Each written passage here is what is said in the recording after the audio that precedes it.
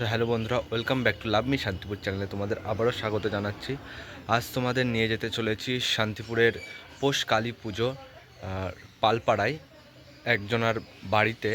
তো ধুমধাম করে পূজিত হয়ে আসছে প্রায় 100 বছর ধরে। তো সেই পুজোয় আজ তোমাদের দেখাতে নিয়ে যেতে চলেছি। তো চলো গিয়ে দেখা হচ্ছে, আর পুরো ইতিহাসটা জানবো দাদুর কাছ থেকে গিয়ে সেই বাড়িতে। তো চলো গিয়ে দেখা হচ্ছে। দাদু, আবারও চলে এসেছি প্রত্যেক বছরের মতো এবছরও তোমার সাথে দেখা করতে এবং মায়ের সাথে দেখা করতে। তো কেমন লাগছে? ধন্যবাদ আসার জন্যে। আমাদের এই পৌষ কালী পুজো প্রায় 100 বছরের পুরাতন। মাঝখানে পারিবারিক কারণে কিছুদিন বন্ধ থাকার পর গত 41 বছর ধরে নিরবিচ্ছিন্ন পুজো হয়ে আসছে। যে বাড়িটার সামনে আমি দাঁড়িয়ে আছি, এই ঘরটা হচ্ছে বিদ্যারত্ন ভবন। এই বিদ্যারত্ন ভবন আজ থেকে 150 বছর আগে সংস্কৃত শিক্ষার একটি টোল ছিল, যেখানে দেশ এবং বিদেশ তদানীন্তন ব্রিটিশ ভারতবর্ষে প্রায় অবৈতনিক সংস্কৃত শিক্ষার কেন্দ্র ছিল, যেখান থেকে আদ্য মধ্য এবং উপাধি দেয়া হতো। আমার স্বর্গত ঠাকুরদামশায়ের পিতা পণ্ডিত কালীকান্ত বেদান্ত তীর্থ এবং তস্য পিতা গোবিন্দচন্দ্র কাব্যতীর্থ, তাঁরা এই টোল পরিচালনা করতেন।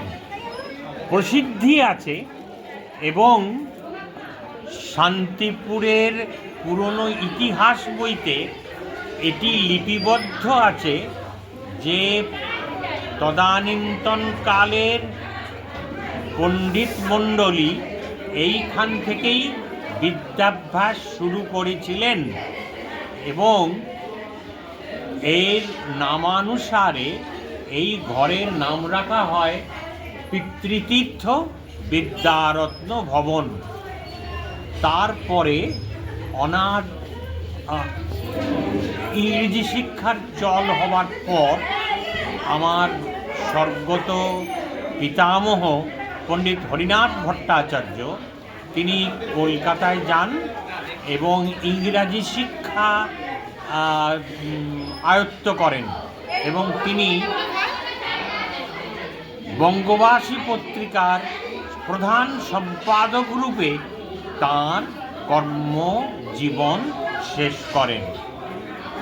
শান্তিপুরে আসার পর আমাদের পৌরোহিত্য বংশের মর্যাদা অনুযায়ী এখানে পুজো আর্চা এবং সংস্কৃত শিক্ষার প্রথা চলা শুরু হয় এবং অদ্যাবধি কিছু কিছু কাজ এখনও আমরা করে যাচ্ছি। আমি নিজে কালিম্পং মহাবিদ্যালয়ের অধ্যাপক ছিলাম। আমি মনীন্দ্র ভট্টাচার্য এখন অবসরকালে এখানে আছি। আমাদের একটা জয়েন্ট ফ্যামিলি চলছে এবং এখানে কালী পুজোর একটা তান্ত্রিক কুলাচার অনুযায়ী কালী পুজো হয়। সেখানে বলিদানই প্রধান অংশ, যদিও এই মুহূর্তে বলি অর্থাৎ পাঁঠা বলি বন্ধ আছে। কুমড়ো, আখ, কলা ইত্যাদি বলি চলছে, এবছরও হয়েছে এবং সেইভাবে আমরা পুজো বাড়ির শুদ্ধ সবাই মিলিয়ে এই পৌষ কালী পুজো যথাবিধি চালিয়ে যাচ্ছি। আচ্ছা, এই যে মায়ের পৌষকালী যে রূপ, প্রত্যেক বছর পৌষকালীর পৌষ মাসে শনিবার, শেষ শনিবারেই হয়? কালী পুজোর প্রতিবারে হয় না, এটা পৌষ মাসে হয়, কিন্তু কোনো একটা শনিবারে হয়, অন্যবারে হবে না। আচ্ছা, মায়ের কোনো বিশেষত্ব?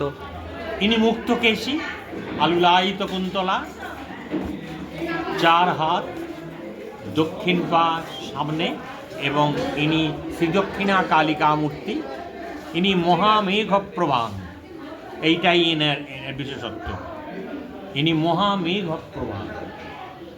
আচ্ছা, মায়ের যে পুজো হয়, হ্যাঁ, যখন পুরোহিত পুজো করেন, পুরোহিতের মানে যে পুজোটা হয়, পুরোহিত যে বলেছিলেন গতবার যে বিশেষত্বটা, সেটা আরেকবার একটুখানি যদি বলতেন। গতবার আরেকবার বলেছিলেন না যে পুরোহিত মানে যখন ধ্যানে বসতেন বা হ্যাঁ, আমাদের পুজোয়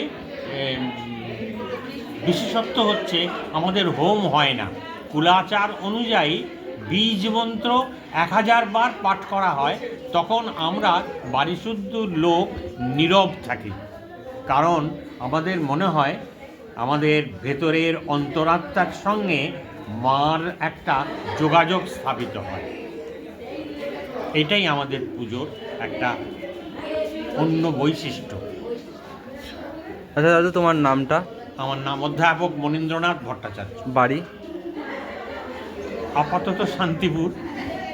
আচ্ছা, তো খুবই ভালো লাগলো যে মায়ের এত সুন্দর রূপ বর্ণনা করলেন, হ্যাঁ, খুবই ভালো লাগলো। ধন্যবাদ। ধন্যবাদ, আমাকেও ধন্যবাদ। ভিডিওটি যদি ভালো লাগে অবশ্যই লাইক, শেয়ার, কমেন্ট করে দিতে ভুলবেন না। দেখা হবে আবার কোনো নেক্সট ভিডিও।